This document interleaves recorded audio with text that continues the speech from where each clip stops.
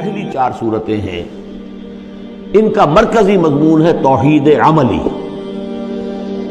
ایک ہے توحید عقیدے کی توحید، اللہ کو ایک ماننا اکیلا، لا ضد لہ ولا ند لہ ولا مثل لہ ولا مثال لہ ولا مثیل لہ، اس کے جیسا کوئی نہیں ہے، نہ صفات کے اعتبار سے نہ ذات میں کوئی اس کا کفر نہیں ہے، لم یلد ولم یولد، یہ سب کیا ہی عقیدہ ہے۔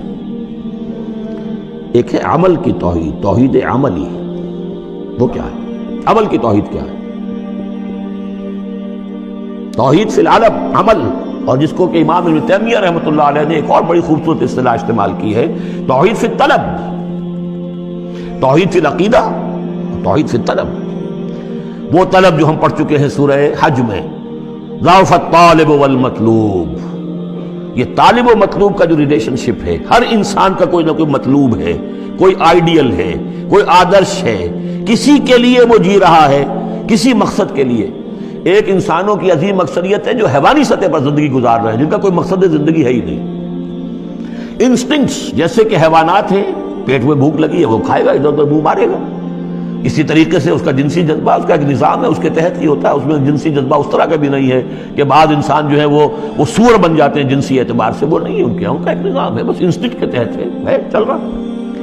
تو جو لوگ صرف اسی پر کھانا پینا، بچے پیدا کرنا، ان کو پال دینا، اگر یہ کام کر رہے ہیں، کوئی ان کی زندگی میں مقصد ہے ہی نہیں، تو وہ نرے حیوان ہے، انسان ہے ہی نہیں۔ اولئک کالانعام بل ھم اضل، وہ چوپایوں کے مانند ہیں بلکہ ان سے بھی گئے گزرے ہیں۔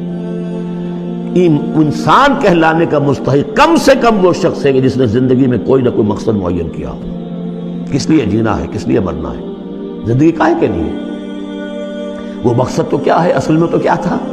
اپنے رب کو چاہو، اس سے محبت کرو، اس کو مطلوب بناؤ، تمہارا مطلوب صرف اللہ ہو، لا مطلوب الا اللہ، لا مقصود الا اللہ، لا محبوب الا اللہ۔ یہ تھا جس کے لیے تمہیں جینا تھا، اسی کے لیے تمہیں مرنا تھا۔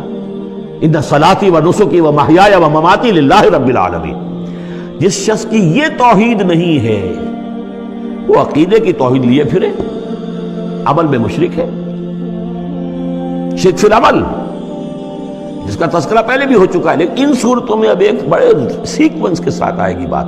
ویسے وہ آیت ہم پڑھ چکے ہیں، ارأیت من اتخذ الہہ ہواہ افانت تکون علیہ وکیلا۔ اے نبی، آپ نے اس شخص کو دیکھا جس نے اپنی خواہش نفس کو اپنا معبود بنا لیا، تو کیا آپ ایسے شخص کی ذمہ داری لیں گے؟ وہ کہتا تو ہے اپنے آپ کو میں موحد ہوں، اپنی خواہشات نفس، اپنے نفس کے کسی مطالبے کو پورا کر رہا ہے، یہ دیکھے بغیر کہ اللہ نے اس کو حلال کیا یا حرام کیا ہے، تو اس کا معبود تو اس کا نفس ہے، اللہ کہاں ہے؟ ہاں، اللہ کے لیے بھی جا کے نماز پڑھ لیتا ہے، لیکن دوسری طرف وہ نفس کو اپنا معبود بنا کر شرک کر رہا ہے، کہتا ہے لا الہ الا اللہ، تعویذ کو وہ اس کے جو ہے باقاعدہ تسبیح کر رہا ہے، ضربے لگا رہا ہے، جبکہ اس کا معبود اس کا نفس ہے۔ اسی طریقے سے حدیث میں آیا تعیس عبد الدینار و عبد الدرہم، ہلاک ہو جائے یا ہلاک ہو گیا درہم و دینار کا بندہ۔ نام عبد الرحمن ہے، حقیقت میں عبد الدینار ہے، اس لیے کہ دینار کے لیے حلال اور حرام کی ساری اس نے تقسیم ختم کر دی ہے۔ ڈالر آئے، پیٹرو ڈالر آئے، کچھ اور آئے، دولت آئے، چاہے حلال سے آئے، حرام سے آئے، جائز سے آئے، ناجائز سے آئے، یہ تو پھر معبود کون ہوا؟ دولت۔ ہندو میں اور آپ میں فرق کیا ہے؟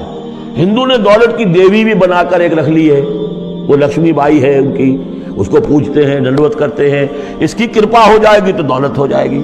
ہم نے کہا ہٹاؤ اس تکلف کو، اس لکشمی بائی کو ہٹاؤ، سیدھے دولت کو پوجو، تو دولت کے پجاری تو ہم ہیں۔ یہ جو توحید ہے، توحید عملی، اس کا جو پہلا نقطہ ہے اللہ کی بندگی کی توحید، توحید فی العبادت، بندگی صرف اللہ کی ہو، یعنی کل کی کل اطاعت اس کے لیے ہو، باقی اطاعت اس کی اطاعت کے تابع ہو۔